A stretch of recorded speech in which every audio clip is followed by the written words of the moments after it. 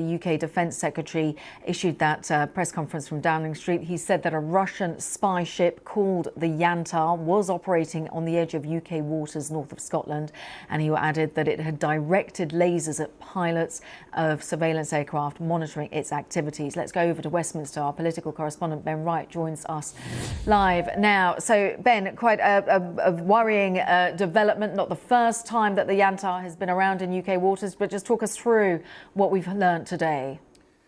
It was a fairly stark statement at the top of his press conference. A press conference billed as being a moment to talk about how Britain is building up its defence industry in response to a more dangerous world, in response to threats from Russia.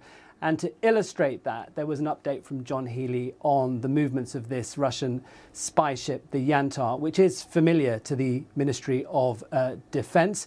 He said, though, that what's different this time is that this ship, which is sort of going in and out of British waters just north of Scotland, did, for the first time, I think it was about 2 weeks ago, sort of used laser beams to distract the British surveillance planes, maritime surveillance planes that had been tracking this ship. And that's the first time that has happened, and that is what John Healey was calling out this morning.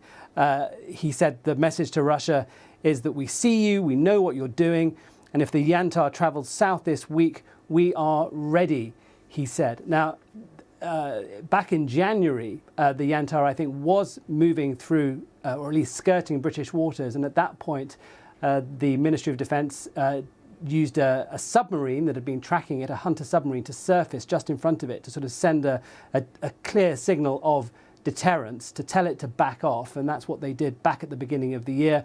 And potentially that is the sort of action that could be taken if this ship continues to sort of pester and fringe and enter British waters. But it's part of a much bigger pattern, of course, of Russian incursions and aggressive action in the last few years. Just this year, we've seen, of course, planes sort of skirting European airspace. We've seen all sorts of cyber attacks from Russia, all against the backdrop of the war in Ukraine, of course. And this is John Healey saying, look, we have to be ready for further Russian action. We have to be able to build up a defence capability in the UK that can withstand it. So by being ready, just talk us through how that possibly could look.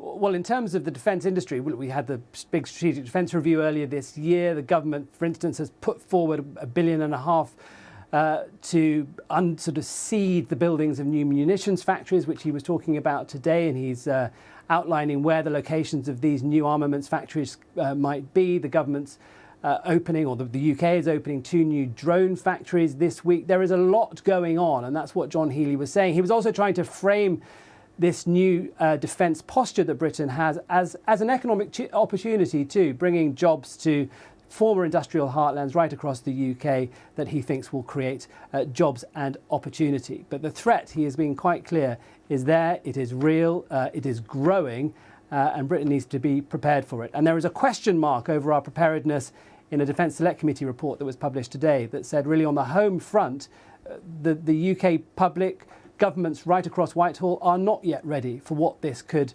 mean in the coming years. Ben Wright, thank you so much. Much more coming up here on BBC News.